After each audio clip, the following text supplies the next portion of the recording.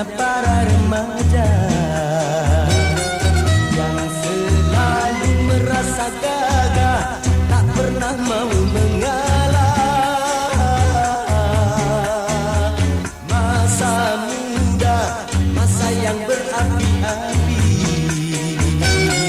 yang maunya menang sendiri, walau salah tak peduli.